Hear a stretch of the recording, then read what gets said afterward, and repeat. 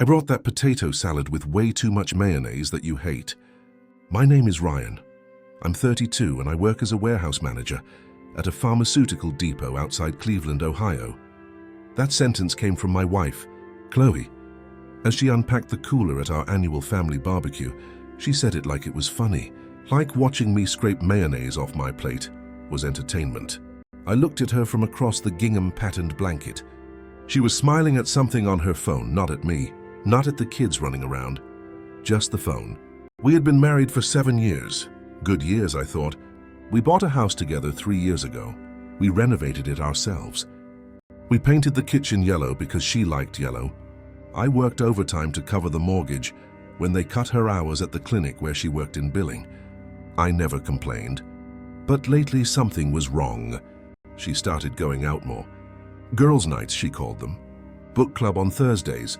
Yoga on Saturday mornings. I never questioned it.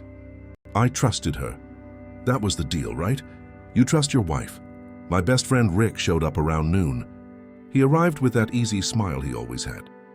He slapped me on the shoulder, grabbed a beer from the cooler. Rick and I had been friends since high school. He was the guy who drove me to the hospital when I broke my wrist sophomore year.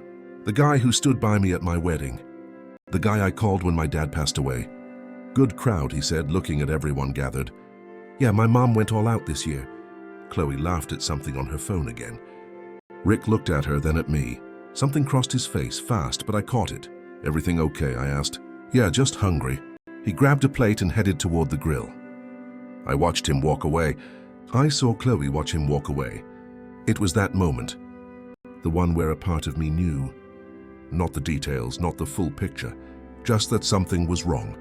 Like when you hear a noise in your house at night and your body tenses up before your brain processes it. I stood there holding a paper plate with a hamburger I no longer wanted to eat. And I felt the ground shift under me just a little. Chloe looked up from her phone and smiled at me. Big, bright, the kind of smile that doesn't reach the eyes. Having fun, honey? I nodded. But I wasn't having fun. I met Chloe when I was 23. She worked at a coffee shop near the warehouse. I went in every morning for the same order. Black coffee, no sugar. She remembered it after the second day. Started having it ready when I walked in. That's how it started. We got married 2 years later. Small ceremony. Just family and a few friends. Rick was my best man. He gave a speech that made everyone laugh. Made Chloe cry. Good tears, she said. The first few years were solid. We worked, we saved, we talked about having kids one day. We took road trips when we could afford it. Nothing fancy, just us on the road. Rick was always around. He was single, no serious relationships. Said he was waiting for the right person. He'd come over to watch football, help me fix things around the house. Chloe liked him. Said he was like family. I agreed. But the last 6 months, things changed. Chloe started checking her phone constantly, smiling at messages she didn't show me. When I asked who it was, she'd say it was her sister or a co-worker. I believed her because I had no reason not to. She stopped asking about my day, stopped sitting with me on the couch after dinner. We used to watch shows together, talk about nothing, laugh. But now she'd take her phone upstairs and close the bedroom door. I told myself it was stress. Her job was demanding. Maybe she needed space. Rick started acting different too. He'd cancel plans at the last minute. Stopped coming by as much. When I asked if something was wrong, he said work was busy. I believed him too. Looking back now, the signs were everywhere. Chloe started wearing perfume to go to the grocery store. New clothes appeared in her closet. She joined a gym but never seemed tired after her workouts. She started talking about needing more independence, more time for herself. I gave it to her because that's what you do when you love someone. But at the barbecue, watching her laugh at her phone while Rick stood 20 feet away, not looking at either of us, the pieces started to fit. My mom came over and asked if I was feeling okay. I'm fine, I said. She squeezed my shoulder. You look pale. I wasn't pale. I was just starting to see clearly. Chloe left her phone on the blanket.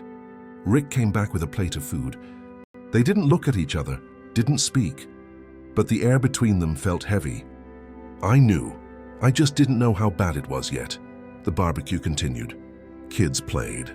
Adults talked. Someone brought a speaker. and started playing country music. The sun was high and bright. Everything seemed normal. I sat on the blanket next to Chloe. She was scrolling on her phone again. I watched her thumbs move across the screen. Fast focused. "Who are you talking to?" I asked. She didn't look up. "Just Kate." Kate was her co-worker. They had lunch together sometimes. "About what?" "Nothing important, just work stuff." I nodded, took a sip of my beer. It tasted like nothing. Rick walked past us again. This time he looked at her, not me, and she looked back just for a second, but it was enough. My stomach dropped. I stood up. "I need to get something from the car." Chloe didn't answer. I walked to the parking lot, sat in my pickup truck with the windows down, stared at the steering wheel. I tried to think, tried to make sense of what I was feeling. Maybe I was wrong. Maybe I was seeing things that weren't there. But I wasn't wrong. I took out my phone, opened the phone plan app. We shared an account. I had never checked her usage before. Never felt the need to. I scrolled through the call logs for the past month. Rick's number appeared over and over. Late at night, early in the morning. Calls that lasted 10 minutes, 20 minutes, an hour. Hundreds of text messages. My hands started to shake. I sat there for 15 minutes, maybe more, trying to process, trying to figure out what to do. When I went back to the barbecue, Chloe was standing. Rick was next to her. They were laughing about something. My mom called me over, asked if I wanted another beer. I shook my head. She noticed something in my face. "Ryan, what happened?" "Nothing, Mom, it's fine." She didn't believe me, but she didn't push. She just squeezed my hand and went back to what she was doing. I walked over to where Chloe and Rick were talking. They stopped when they saw me approach. "Everything okay, honey?" Chloe asked. Her voice was strange, forced. "Yeah, just tired." "You want to leave?" "Not yet." I stood there for a few minutes, listening to their superficial conversation. Rick talked about work, about a new project. Chloe smiled too much, laughed too hard. I knew that laugh. It was her nervous laugh. The laugh she used when she was lying to her mom about something small. But this wasn't small. The barbecue lasted a few more hours. We ate, we talked. I pretended everything was fine. My niece asked me to play tag with her. I chased her around the yard, laughed when she tagged me, but my head was somewhere else. I was calculating. How many times had they seen each other? How many lies had she told me? Where did they meet? My house? His house? Hotels? Every thought was a stab. As the sun started to set, people began to leave. Chloe asked if I wanted help packing up. "Sure," I said. We worked in silence, putting plastic plates in trash bags, packing food into containers. Rick offered to help. Chloe said it was fine, that we were almost done. He nodded, gave her a hug that lasted a second too long, slapped my shoulder. "See you, Ryan, later." He left. Chloe watched him go. There was something in her eyes. Sadness, longing, desire. It was like looking at a stranger. We drove home in silence. Chloe was on her phone. I drove, eyes on the road, hands gripping the steering wheel. When we got home, she went straight to the bedroom. I stayed in the living room, sitting in the dark, thinking about what to do. Could I confront her now? Yell, demand the truth? Or wait, gather more evidence? Make sure that when I acted, it would be definitive. I decided to wait. I got the laptop, sat at the kitchen table and started searching. How to confirm an affair, how to retrieve deleted messages, how to track a location. I spent hours reading forums, articles, advice from people who had been through the same thing. I learned about data recovery apps, about checking browser histories, about how to confront without tipping them off. The next morning, Chloe woke up late. I had been up for hours. I'd made coffee, toast. She came downstairs in her nightgown, hair messy, and grabbed a mug. "Good morning," she said. "Morning, sleep well?" "Yeah, you?" "Not really." She took a sip of coffee, checked her phone. I watched her. Every move, every expression. "I need to go out today," she said. "Where? The gym. Then I'm having lunch with Kate." "All right, what time will you be back?" "I don't know." "Around 4 maybe." "Okay." She finished her coffee, went upstairs to get ready. I waited until I heard the shower turn on, then went to the living room, grabbed her phone that was charging on the couch. I tried to unlock it. New password. It wasn't my birthday anymore. I tried her birthday, nothing. I tried random numbers, locked. I put it back where it was. 10 minutes later, she came down. New gym clothes, perfume, light makeup. "See you later," she said, giving me a quick kiss on the cheek. "Later?" I waited for her to leave, grabbed my keys, got in my car, and followed her. She went to the gym. Stayed there for an hour, left, drove to a restaurant downtown, parked, went inside. I waited. 5 minutes later, Rick showed up. My heart hammered. He went into the restaurant. I just sat there, hands shaking, breathing heavy. I couldn't believe it. But I was seeing it with my own eyes. They were in there, together, having lunch, laughing while I was sitting in my car like an idiot. So I took pictures of his car, his license plate, the restaurant. I didn't know what I'd do with them, but I needed proof. They stayed in there for 2 hours. When they came out, Rick put his hand on her waist. She leaned her head on his shoulder. Then they separated. He went one way, she went the other. I followed Chloe back home. She arrived, walked in, found me in the living room. "Hey, honey!" "How was it?" "Good. How was your day?" "Normal. Got some work done here." She smiled, went upstairs to shower. I stood there trying to control the rage. I wanted to scream. I wanted to break things. But I did nothing. I just took a deep breath and planned. That night I pretended everything was normal. We had dinner together. We watched TV. She laughed at something on the screen. I didn't hear what it was. My head was too busy. I was thinking about how to do this, how to expose them both, how to make sure everyone knew what they did. I remembered the barbecue. The whole family gathered. The friends, and I had an idea. The next barbecue was in 2 weeks, my uncle's birthday barbecue. Everyone would be there, Chloe, Rick, my family, his friends. It would be perfect. I started to prepare. First, I called my cousin Mark. He worked in tech, knew how to hack things. "Mark, I need a favor." "What's up?" "I need access to someone's phone." "Whose?" "I can't say yet, but it's important." He paused. "Ryan, that's illegal, I know. But I need this, please," he sighed. "When do you need it?" "Soon. Text me her number. I'll see what I can do." "Thanks." Second, I called my lawyer, a guy named Brian, old acquaintance. "Brian, I need to talk to you." "About what?" "Divorce." "Are you okay?" "I will be." "What do you need?" "I want to know my rights. What I can do. How to protect my assets." "Understood. Let's schedule a meeting." "Today? Is it that urgent?" "Yes, all right. Come by at 3. I went to Brian's office that afternoon. He greeted me with a firm handshake and a serious expression. We sat down. He took out a notepad. "Tell me everything," he said. I told him about the messages, about the lunch, about her change in behavior, about Rick. Brian wrote everything down. When I finished, he leaned back in his chair. "Do you have proof? Photos, phone records?" Brian nodded. "Good, that helps." In Ohio, adultery doesn't legally affect the division of assets, but it establishes the grounds for divorce clearly. You can file for dissolution based on incompatibility. What about the house? Is the house in your name? It's in both. Then you'll need to negotiate or buy out her share. I want the house. Then save up. We'll need to make a fair offer. And how long does this take? Depends. If she doesn't contest it, a few months. If she contests, it could take over a year. Brian gave me some papers to sign, explained the next steps. When I left the office, I felt a weight in my chest. I was really doing this, ending my marriage, destroying the trust I had in 2 people I loved. But there was no turning back. Not after what I saw. 2 days later, Mark called me. "I'm in." "In what?" "Her phone. Got in through the cloud backup. There's a lot of stuff here. Can you send it to me?" "I can." "But Ryan, are you sure?" "I'm sure." "Send everything." He sent it.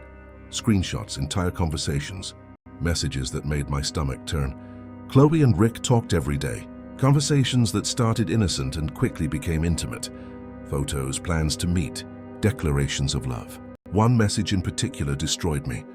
"Rick, when are you going to tell him?" Chloe, "I don't know yet. I'm afraid of his reaction." Rick, "I know. But we can't keep this up forever." Chloe, "I know. But Ryan is a good person. He doesn't deserve this." Rick, "Then why are you with me?" Chloe, "Because I love you. You make me feel alive again."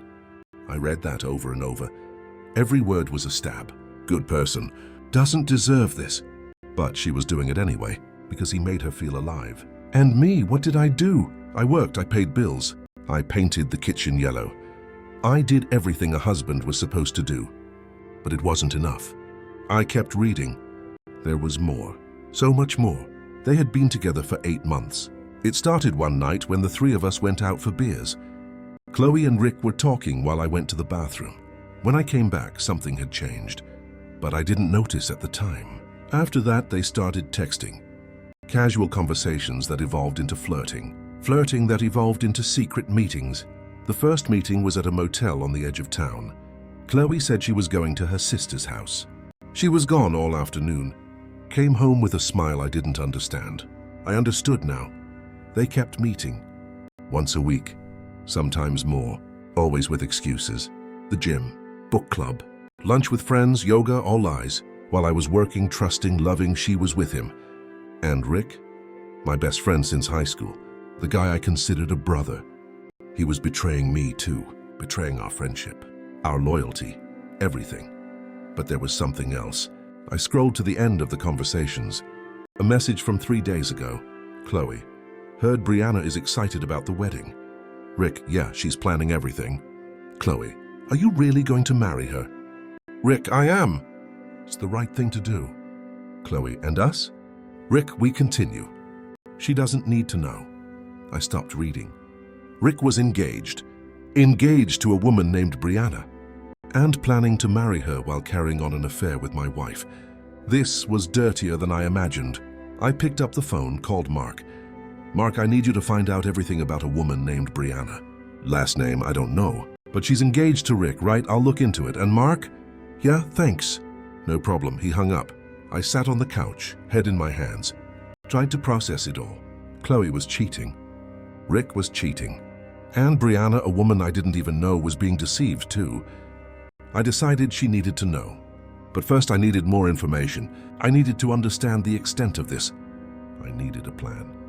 That night, Chloe came home late. She was smiling. Ryan, sorry I'm late. The workout ran long. It's fine.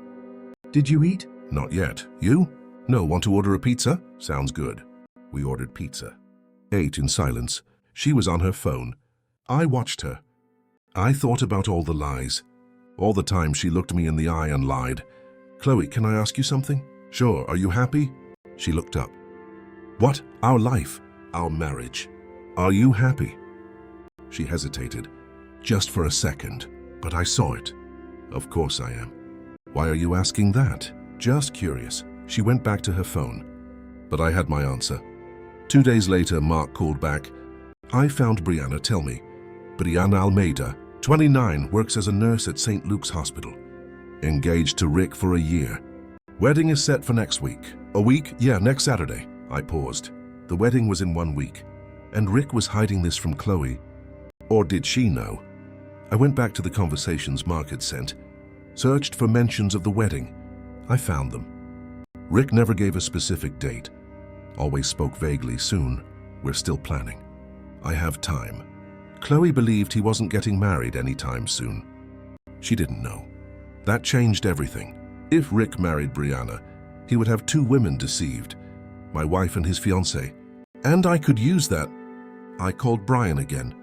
Brian, Rick is getting married. When? Saturday. To whom? A nurse named Brianna. And he's still with your wife?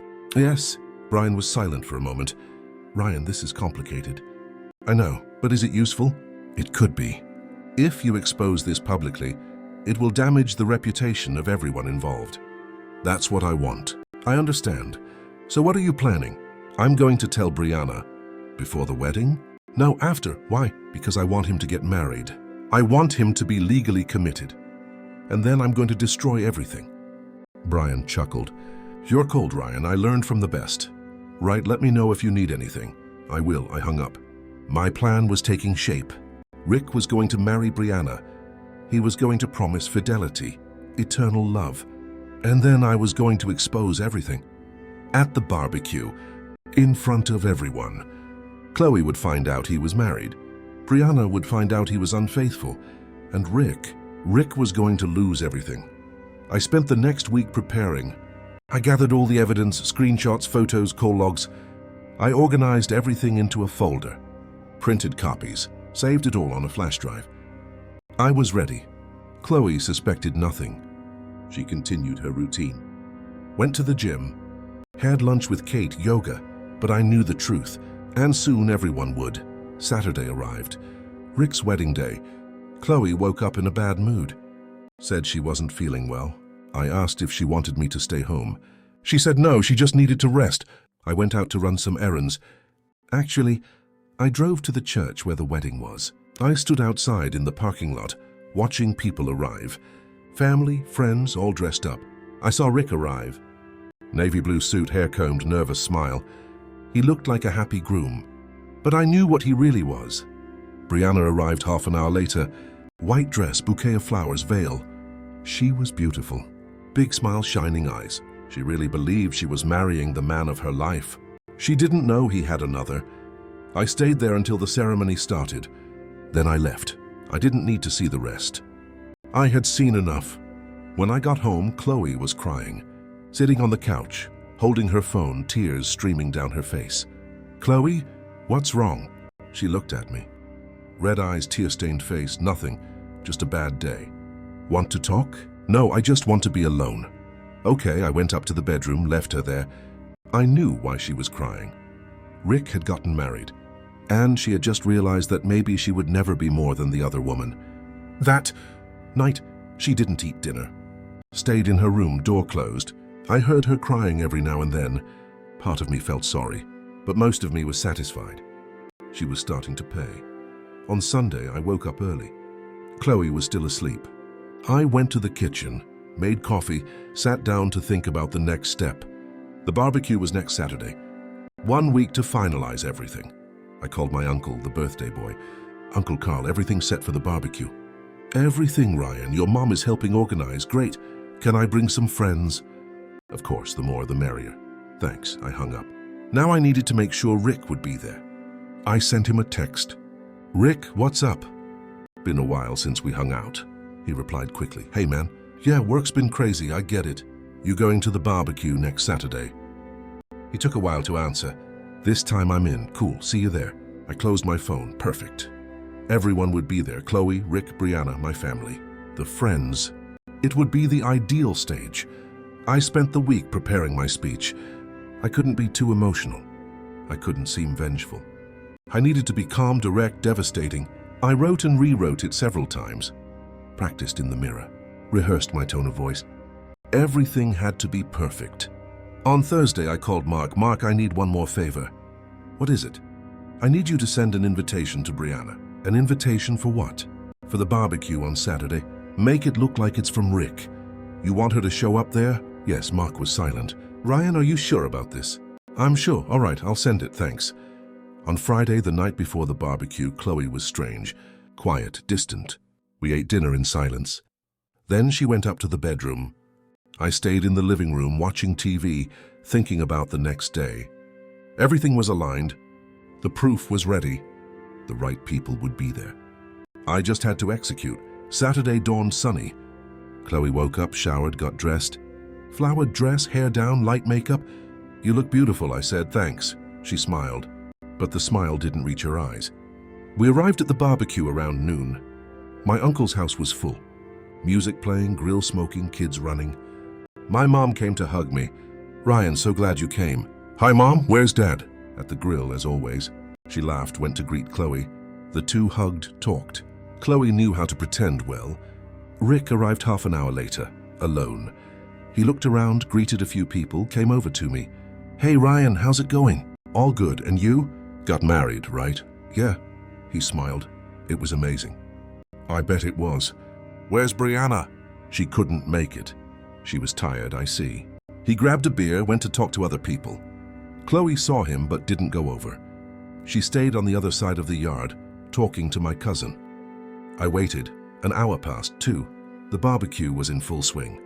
Plenty of food, cold drinks, everyone having fun. Then Brianna arrived. She came in through the side gate, looking around, confused. She was dressed casually, jeans and a white blouse. Rick saw her and froze. "Brianna? What are you doing here?" "I got an invitation. It said it was your birthday." "My birthday?" "It's not my birthday." Brianna frowned. "Then why did they send me an invitation?" Rick looked at me. I was smiling. "Was that you?" "It was." "Why?" "Because I thought she should be here." Chloe approached. Saw Brianna. Looked at Rick, then at me. "Ryan, who is she?" That's Brianna, Rick's wife. The yard went silent. Everyone was staring. Chloe turned pale. Wife? Rick tried to speak. Chloe, I can explain. You're married? He didn't answer. Brianna looked at Chloe, then at Rick. Who is she? Rick closed his eyes. Brianna, let's talk in private. No, who is she? My aunt turned off the music. Everyone was watching now, waiting. I took a step forward, took the flash drive from my pocket, plugged it into the laptop that was on a nearby table. I projected it onto the wall of the house. Photos, messages, conversations, everything. People started to read. Some whispered. Others covered their mouths in shock. Brianna read it too. Her face changed. Confusion, then realization, then pain. You're cheating with her? Rick said nothing. Chloe was crying. Ryan, stop this. No, you deserve for everyone to know who you are. My mom approached. Ryan, what's going on? I'm showing the truth, Mom. Chloe and Rick have been having an affair for 8 months. Brianna fell to her knees, started sobbing. My cousin went to help her. Rick tried to get closer. Brianna pulled away. Don't touch me. He stopped. Chloe looked at me. You planned this? I did. Why? Because you deserve it. Both of you. She shook her head. You had no right, no right. You betrayed our marriage. He betrayed his fiancée. And I had no right to expose it. People started to leave, awkward, shocked. My uncle turned off the grill. My mom pulled me aside. Ryan, this went too far. It was necessary, Mom, she sighed. Let's go home. I shook my head. I'm staying. She left. Soon it was just me, Chloe, Rick, and Brianna. Brianna stood up, looked at Rick. I want a divorce, an annulment, whatever it is. But I want nothing more to do with you. Brianna, please, no, you tricked me. You humiliated me. In front of everyone. She looked at Chloe and you. Did you know he was engaged? Chloe was shaking. I didn't know he got married. But you knew he was engaged. Chloe didn't answer. Brianna left. Rick ran after her. I was left alone with Chloe. She stared at me. You destroyed everything. No, you two destroyed it. I just showed it. Chloe turned and ran. I heard her car start and speed off. I stood there alone in the empty yard. The tables still had food. The chairs were all out of place. The silence was heavy. I cleaned everything. Put the chairs away, threw the paper plates in the trash, turned off the lights. My uncle came to help me. We worked in silence. When we finished, he put his hand on my shoulder. You did what you thought was right. I know, Uncle, but it was hard to watch. I know. He went inside. I drove back to my house, or what used to be our house. When I arrived, Chloe wasn't there. Her car wasn't in the driveway. I went inside. The house was silent. I turned on the lights, sat on the couch. I checked my phone. I had 15 messages. My mom, my aunts, cousins, friends, all asking what had happened. I didn't answer any. Chloe called an hour later. I picked up. Where are you? At my sister's house. Are you coming back? I don't know. I need to think. Okay, Ryan, she started to cry. Why did you do that? Because you cheated on me. I know, and I regret it. But you didn't have to humiliate us like that. Humiliate? You humiliated yourselves. I just brought it to light. She hung up. I didn't call back. I went to the bedroom, lay on the bed, stared at the ceiling. I tried to feel something, guilt, regret, but I just felt empty. On Sunday, Mark called me. Ryan, you're the talk of the town. What? Everyone is talking. There are pictures from the barbecue circulating. People are commenting on social media. I closed my eyes. Great. Are you okay? I am. Need anything? No, thanks. I hung up. I spent the day at home. Didn't go out. Didn't answer the phone. Just sat there processing everything. On Monday, I went back to work. My colleagues looked at me differently. Some with pity, others with admiration. No one said anything directly, but I knew they all knew. Brian called me at lunchtime. Ryan, we need to talk. About what? The divorce. Chloe wants to negotiate. What does she want? The house. No, the house is mine. Ryan, be reasonable. I am. I pay for the house. She can have the car and whatever is in her account. Brian sighed. I'll talk to her lawyer. Fine, I hung up. In the afternoon, Rick sent me a message. We need to talk. I deleted the message. I had nothing to say to him. Brianna called me at the end of the day. Hello, Ryan. Yes, it's Brianna. Hi, Brianna. I just wanted to thank you. Thank me for telling me the truth. I know it was hard to do what you did, but I deserve to know. You're welcome. I'm going to sue Rick, annulment for fraud, and I'm going to tell the judge everything. Good. He deserves it. Yes, he does. She paused. Are you okay? I'll be fine. If you need anything, let me know. I will. Thanks, Ryan. Anytime. We hung up. I felt a little relief. At least one person came out of this better. The week passed slowly. Chloe didn't come home. She stayed at her sister's. She called every now and then, trying to negotiate. She wanted half of everything. I didn't budge. Brian and her lawyer talked almost every day. But we couldn't reach an agreement. On Thursday, my mom showed up unannounced. Ryan opened the door. I opened it. She came in, looked around. The house was a mess. Dirty dishes in the sink. Clothes scattered. When was the last time you cleaned this place? I don't remember. She shook her head. Started cleaning. I tried to help. She told me to sit. After an hour, the house was presentable. She made coffee, sat with me at the table. How are you? Fine, don't lie to me. I'm dealing with it. She took my hand. Ryan, I understand your anger, but what you did at the barbecue was too much. It was necessary, Mom. It was cruel, maybe, but they deserved it. She sighed. No one deserves to be publicly humiliated, even when they're wrong. I looked at her. You wanted me to stay quiet? Wanted me to pretend everything was fine? No, but there are other ways to handle this. Like what, talking? Ending it peacefully. Moving on.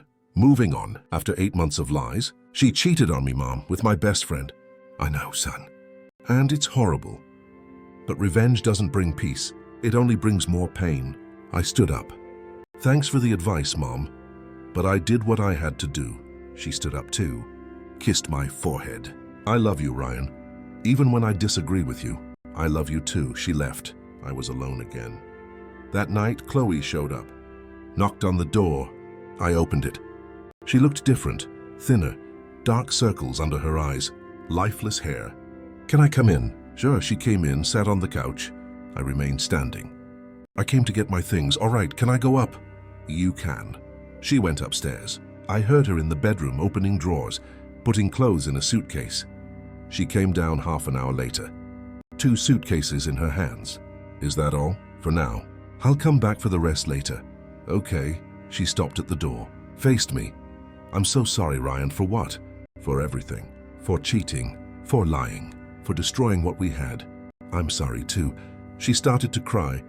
Do you still love me? I did. But the person I love doesn't exist anymore. She wiped her tears. I deserve that. You do. She nodded. Left. I heard her car drive away. I closed the door, leaned against it, took a deep breath. That was it. It was over. On Saturday, a week after the barbecue, I woke up early. Went for a run. I needed to clear my head. I ran for an hour. Came home sweaty, tired. Took a shower, made coffee, sat on the porch. The phone rang. It was Brian. Ryan, I have news. What? Chloe accepted your terms. She gets the car and the money in her account. You get the house, great. We'll sign the papers next week, right? And there's one more thing. What? Rick and Brianna finalized the annulment. It was fast. She had enough proof. The judge granted it immediately. I see, he lost a lot. The car, half his savings, and his reputation. Brian paused. Are you satisfied? I'm relieved. It's different. I understand. We'll talk next week. Until then, I hung up. I looked at the horizon. The sun was rising. Orange, red, gold. Beautiful. I thought about everything that had happened. The betrayal. The discovery. The revenge. The consequences. Was it worth it? I didn't know. But it was necessary, because some things can't be forgiven. Some lies can't be forgotten, and some people need to pay for what they did. I finished my coffee, went inside, started cleaning the house. There was a lot of work to do. But for the first time in weeks, I felt like I could do it. 2 months passed. The divorce was finalized. Chloe signed the papers without protest. She got the car, the money in her account, and some clothes and personal items. I got the house, the furniture, and my dignity. She moved to Illinois. Her sister got her a job there, a receptionist at a vet clinic, far from Cleveland, far from the gossip, far from me. Rick left town too. moved to Florida, tried to start over, but the story followed him. Social media doesn't forget. Brianna made sure of that. She posted everything, the conversations, the proof, the fraudulent marriage. It went viral. Rick became an example of what not to be.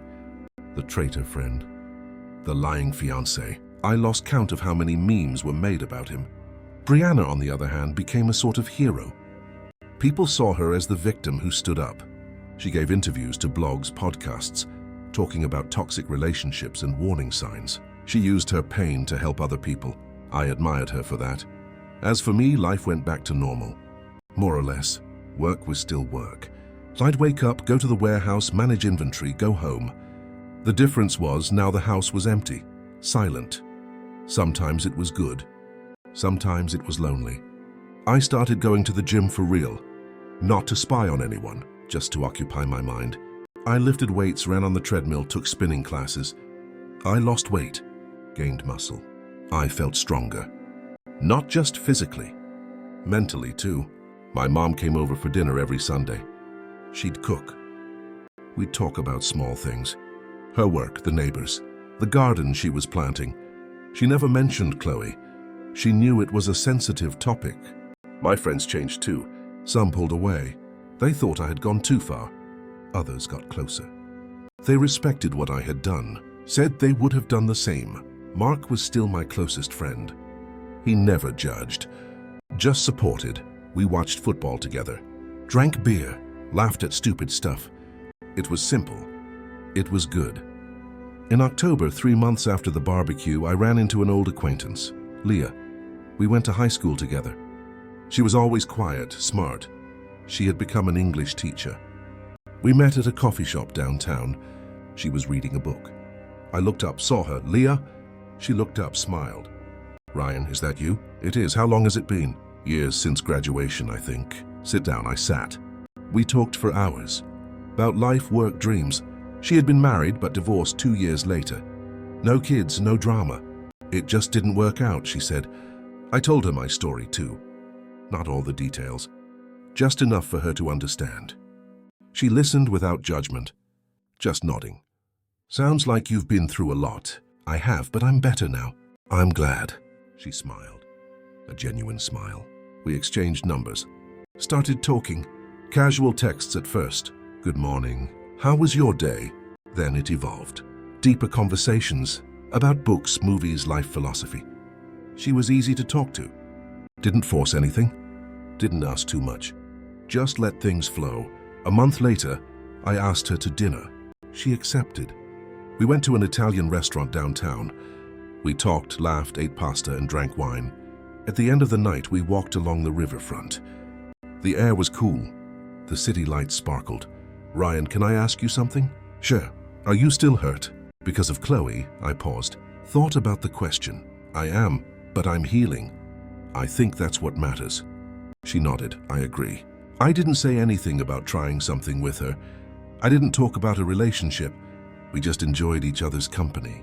No pressure, no expectations. At Christmas, my family had a big dinner. I went with Leah. My mom loved her.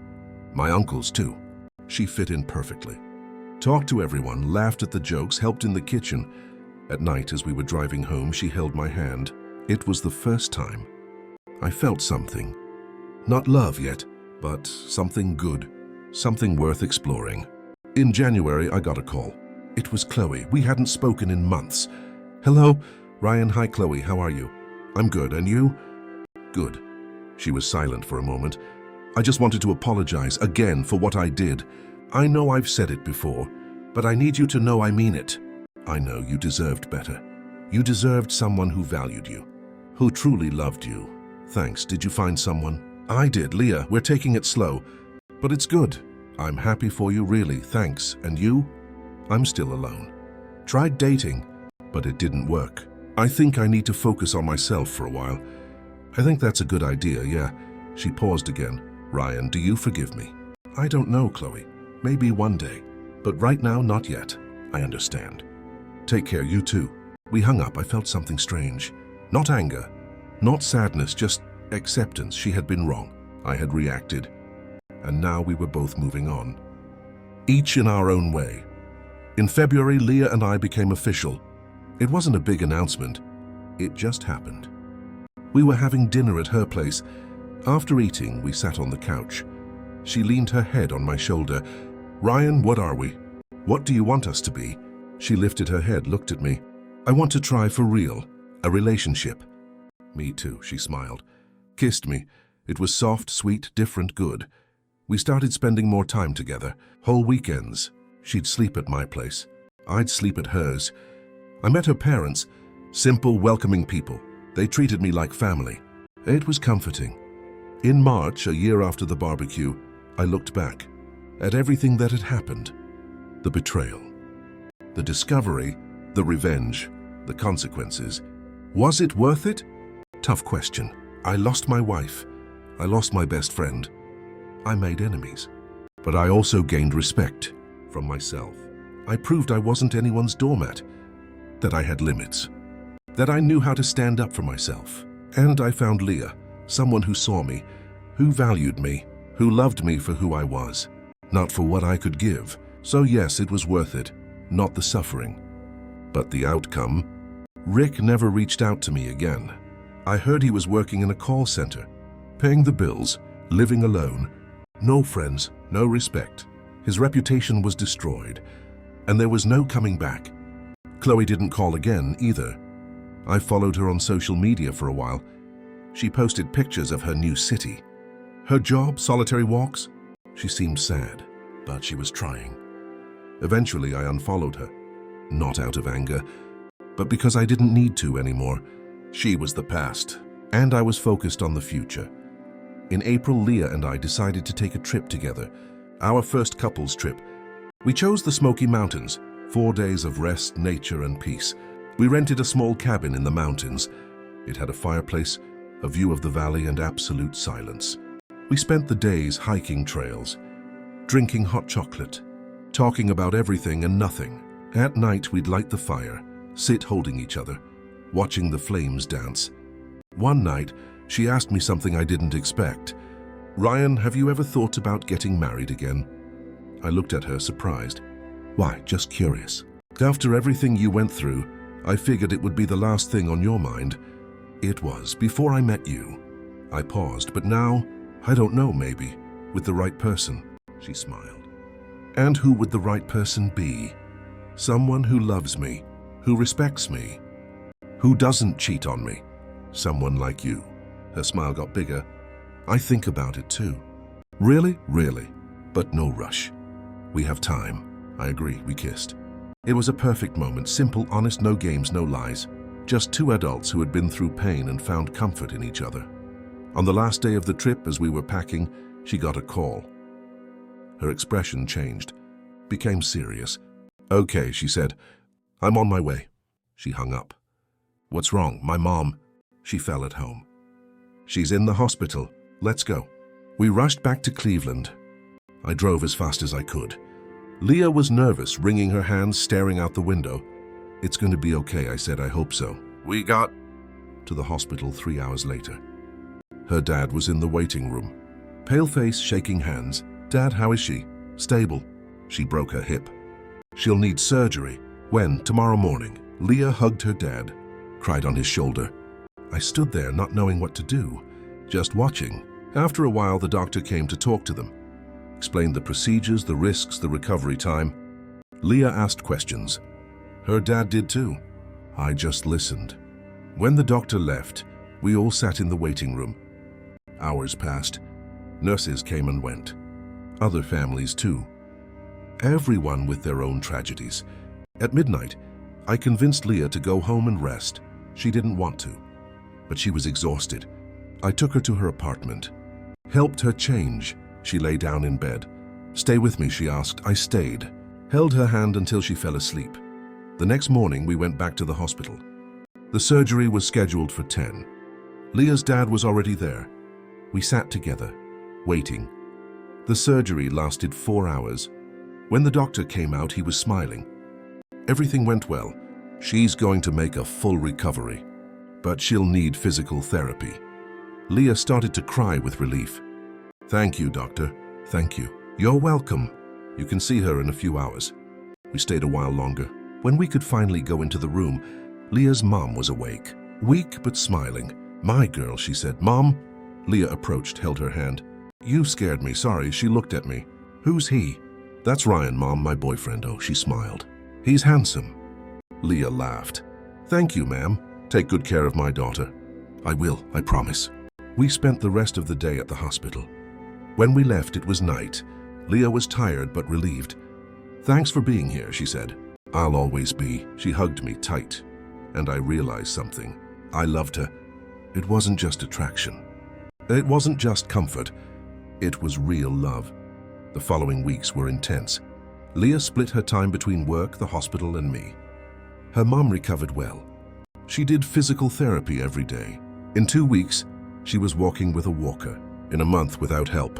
In June, we had a barbecue at my house. A small one. Just family and close friends. My mom, my uncles, Mark, Leah, and her parents. It was good. Relaxed, everyone talked, laughed, ate. My mom pulled Leah aside. They talked for a while. Later, my mom came to me. "She's special, Ryan. I know, Mom. Don't lose her." "I won't." She kissed my forehead, left. Later, Leah asked what my mom had said. She said, "You're special." "That's it?" "No, she told me not to lose you." "And are you going to lose you?" "Never," she smiled. "Good." In July, an unexpected event. I was at the grocery store buying supplies. I turned a corner, and there she was, Chloe. She saw me too, stopped. We stared at each other for a few seconds. Then she approached. "Hi, Ryan." "Hi, Chloe. You're doing well." "I am." "And you?" "Me too." She looked at my shopping cart.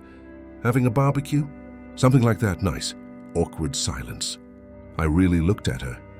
She was different. Shorter hair, simple clothes, no makeup. She looked tired. "Are you living here again?" I asked. "No, just visiting my sister." "I see, Ryan." She hesitated. "Can I ask you something?" "Sure. Are you happy?" I paused. Thought about the question. "I am." "I'm happy for you, really, thanks. And you?" "I'm trying to be. It's a process." "I understand." She smiled. "Sadly, take care, Ryan. You too, Chloe." She turned and walked away. I stood there for a moment, processing, then I continued my shopping. When I got home, I told Leah. She listened silently. "How did you feel seeing her?" "I don't know, strange, sad." "A little, but not like before." She held my hand. "Do you still love her?" "No, I love the memory of what we had. But I don't love her. Not the person she became." "I understand. But I love you." She smiled. "I love you too." It was the first time we had said it out loud, and it was perfect. In August, I decided to make a change to the house, repaint, change the furniture, make it truly mine, not ours anymore. Leah helped. We chose colors together. Light gray for the living room, navy blue for the bedroom, yellow for the kitchen. No, not yellow. Why, bad memories. Got it. Green? Green is good. We worked for weeks. Painted, assembled, arranged. When we finished, the house was unrecognizable. There was nothing of Chloe left. Nothing of the past. It was a new beginning. Leah stayed over more often after that. Brought clothes, a toothbrush, books. Little by little, she was moving in, without making it official. Just happening naturally. One night, while we were cooking together, she asked me, "Do you want me to move in for good?" "Do you?" "I do." "Then yes, I do." She smiled. Okay, at the end of August, she officially moved in. Brought all her things. Clothes, books, plants, memories. We mixed our lives. It was strange at first, sharing space with someone else again, but it was good too. Waking up and seeing her, sleeping next to her, cooking together, watching movies on the couch. It was simple, but it was happiness. In September, on her birthday, I planned a surprise. I took her to a fancy restaurant. She got all dressed up. Black dress, heels, hair up. She was beautiful. We had dinner, talked, laughed. At the end, when the waiter brought dessert, there was something extra on the plate. A small box. She looked at me, confused. "Ryan, what is this?" "Open it." She opened it. Inside, a ring. Not an engagement ring. "Not yet, just a promise." She looked at me, tears in her eyes. "It's a promise," I said, "that I will love you, respect you, value you every day." She put the ring on, hugged me tight. "I love you, Ryan. I love you too." We went home together, and for the first time in a long time, I felt like everything was right. that I was exactly where I was supposed to be. October arrived bringing changes, good changes. Leah got a promotion at her school. Curriculum coordinator. More responsibility, better pay. She was radiant. We celebrated with dinner at home. Cheap champagne, but the feeling was genuine. "I'm proud of you," I said. "Thank you. None of this would be possible without you." "Why? Because you gave me security. You showed me it's possible to start over." "You showed me that too." She smiled. "Then we're quite a pair, we are." At work, I also received good news. My boss offered me a promotion. Regional manager. It meant more travel, more responsibilities, but also better pay. I accepted without a second thought. Leah celebrated with me. "We're moving up in the world," she joked. "We are, and together. Always together." In November, some unexpected news. Mark called me. "Man, did you see?" "See what? Rick is back." "What do you mean, back?" "Back in Cleveland. He opened a clothing store at the mall." My stomach turned. "Why would he come back?" "I don't know. But everyone's talking about it." So I told Leah that night. She was worried. "Are you going to talk to him?" "I don't know. Part of me wants to. Another part never wants to see him again." "I understand. What do you think?" "I think you need to do what's best for you." "Not for him, for you." She was right. I spent days thinking. Finally, I decided. I went to the mall, found the store. It was small. Basic menswear. Rick was at the counter. When he saw me, he froze. "Ryan, Rick, can I talk to you?" "Sure." We went to a nearby coffee shop, sat down, ordered coffee. We were silent for a time. Then he spoke. "I know I have no right to ask for anything, but I wanted to apologize. For everything. For betraying your trust. For destroying our friendship." I looked at him. Really looked. He looked different too. More gray hair. Wrinkles around his eyes. He looked tired. "Why did you come back?" I asked. "Because this is my home." I messed up. I paid for it, but I can't spend my life running. He took a sip of coffee. "I lost everything, Ryan. My friends, my reputation, my money. But I learned that actions have consequences, and that you can't build happiness on a lie." You think I went too far?" "At that barbecue," he paused. "Honestly? No. You did what you had to do. I deserved it. Chloe deserved it. Brianna deserved to know the truth, and me? Are you at peace with what you did?" "I am. And you?" "I'm trying. I work every day. Wake up early. Close the shop late. Trying to rebuild. Trying to be a better person. You have someone." So after everything, I realized I need to be alone for a while. Figure out who I am, without depending on anyone. "I understand, and you?" "I do. Leah, she's amazing." "I'm happy for you, thanks." We stayed for a few more minutes, talked about trivial things, the weather, work, the city. When we said goodbye, we shook hands. We weren't friends again. Maybe we never would be, but there was an understanding, a peace. "Ryan," he said before I left, "yeah? Thanks for giving me this chance. It wasn't for you. It was for me. I needed closure." "I understand. Still, thank you." I nodded and left. When I got home, Leah was waiting for me. "How was it?" "It was good.